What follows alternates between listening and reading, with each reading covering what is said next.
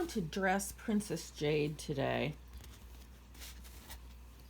So here is the outfit I'm going to put on her since I don't have her original one here yet. And I am using a professional steam iron. Now I realize not everyone has one of these, but if you have just a regular steam iron, I would advise just holding it up away from the clothing a little bit. Or if you can't do that, just put a piece, you can see the power that has there, I just pull it away. Just put a piece of paper towel over your clothing. And if you have to touch your iron on it, that way you'll be safe. And I have the little purse here too. So I'm just steaming that really well since we have that lace here, and I don't want to touch that iron on the lace at all. Now, this little jacket here is a little tricky, the arms, so I'm going to lay them out flat there. Get that where you can see. And just take a little piece of paper toweling here and place over that. Let me move this up here so I get a better camera angle and press that down. And see how much nicer that made it, because on your dolls, the detailing can really make or break something. It can take it, you know, from an inexpensive thing that you're not going to get too much money for right to the top.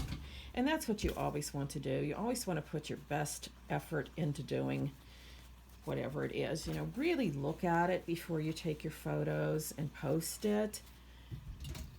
And there's no reason why everybody can't do well at doll making if you take your time and you really put the effort in.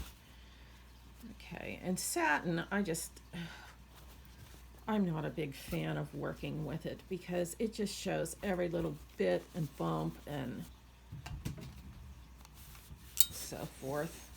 So you have to be extremely careful with it. And also you can burn it, which is not good either. And I don't like the way that creased there on the seam. So I'm going to repress it on this side. And you're kind of flying blind with the paper toweling, which is the only thing I don't like about using it, because you can't see exactly. Now when you press this, the fur is going to go flat a little bit. And I'll show you the little trick to fix that too, because flat fur is not a good thing. I mean, obviously what you want there is for it to look nice and fluffy.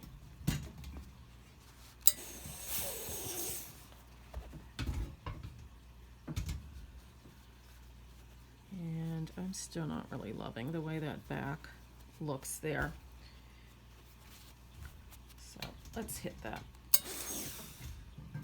Again, the bad thing about these professional irons is it does not give you a lot of cord or leeway. So that's why you kind of see me here struggling with it. Okay, that's better. And the little halter top, it looks fine.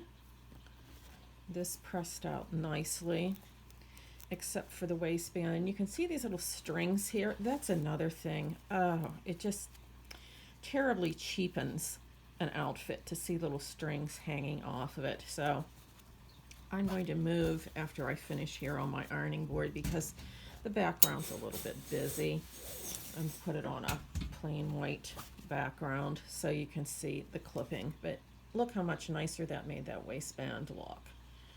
You know, it just really takes your doll up a notch. And that's what you want. You always want to give that best possible presentation. Okay, and yeah, I put a little crease in there, but there's no way around it.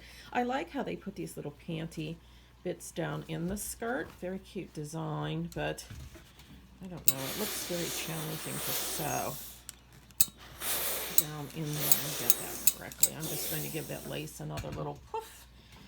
And this purse, let's move this skirt out of the way here. I'm not just loving exactly So I'm going to press it. Also, another thing on your little purses.